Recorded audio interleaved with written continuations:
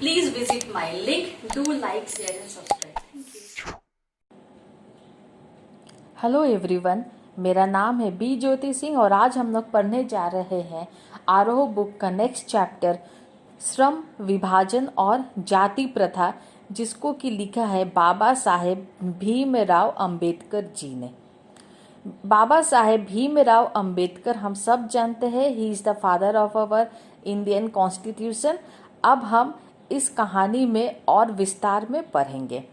श्रम विभाजन और जाति प्रथा, इसके अंतर्गत समाज में प्रचलित जाति प्रथा को गलत ठहराकर कार्य कुशलता के आधार पर श्रम विभाजन को आवश्यक बताया गया है, क्योंकि जाति के आधार पर श्रम विभाजन करने से व्यक्ति की निजी क्षमता का सदुपयोग नहीं हो पाता। जाति प्रथा एक और तो मनुष्य को जीवन भर किसी पेशे के साथ बांध देती है, तो दूसरी ओर यदि कभी भी पेशा बदलने की आवश्यकता पड़ जाए तो भूखे मरने के अलावा और कोई उपाय नहीं छोड़ते। इस प्रकार का विभाजन मनुष्य में काम के प्रति अरुचि और उसे टालने की प्रवृत्ति का कारण बनता है। ऐसी स्थिति में जहां काम करने वालों को न दिल लगता है न दिमाग, वहां कोई कुशलता कैसे प्राप्त कर सकता है। इस प्रकार यह प्रथा मनुष्य को कम काम करने के लिए प्रेरित करती है। जाति प्रथा भारत में बेरोजगारी का एक प्रमुख व प्रत्यक्ष कारण बनी हुई है, क्योंकि हिंदू धर्म में अपनी रुचि के अनुसार पेशा न चुनने की आजादी बेरोजगारी का एक मुख्य कारण है। जाति प्रथा आर्थिक रूप से भी हानिकारक है। जाति प्रथा पर आधारित श्रम विभाजन मनुष्य की स्वेच्छा पर निर्भर नहीं रहता। मनुष्य की व्यक्तिगत भावना तथा व्यक्तिगत रुचि का इसमें कोई स्थान अथवा महत्व नहीं रहता।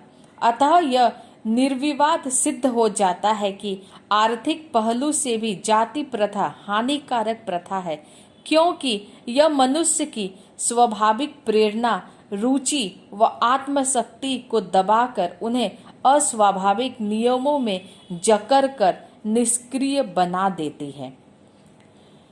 आदर्श समाज की परिकल्पना करते हुए इसमें स्वतंत्रता, समता, भ्रातृत्व को उसका आधार बताया गया है। लेखक के अनुसार समाज को गतिशील होना चाहिए, जो हर प्रकार के परिवर्तन को स्वीकार कर सके। समाज इस प्रकार का होना चाहिए जिसमें लोगों में अपने साथियों के प्रति श्रद्धा व सम्मान का भाव हो। समाज में भाईचारा इस प्रकार का होना चाहिए जैसे दूध और पानी का मिलाप या मिलन, अर्थात भेदभाव से रहित।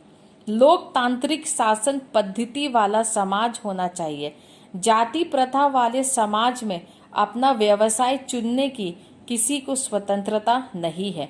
इसका अर्थ यह है कि जाति प्रथा के आधार पर समाज को दासता में जकड़ जाता है। दासता में वो स्थिति भी सम्मिलित है जिससे कुछ व्यक्तियों को दूसरे लोगों के द्वारा निर्धारित व्यवहार एवं कर्तव्यों का पालन करने के लिए विवश होना पड़ता है। यह स्थिति कानूनी पराधीनता न होने पर भी पाई जा सकती है।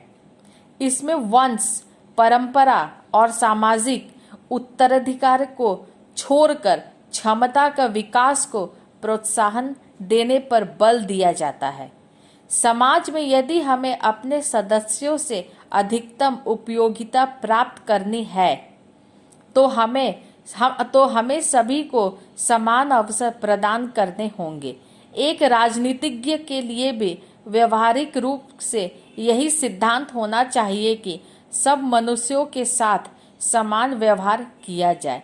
राजनीतिज्ञ समान व्यवहार इसलिए नहीं करता क्योंकि इसमें वर्गीकरण एवं श्रेणीकरण संभव हो पाता है। इस प्रकार समता यद्यपि काल्पनिक जगत की वस्तु है, फिर भी राजनीतिज्ञ के लिए सभी परिस्थितियों को दृष्टि में रखते हुए यही मार्ग सही रहता है, क्योंकि यही व्यवहारिक भी है और यही उसके व्यवहार की एकमात्र कसौटी भी है। Please visit my link. Do like, share and subscribe. Thank you.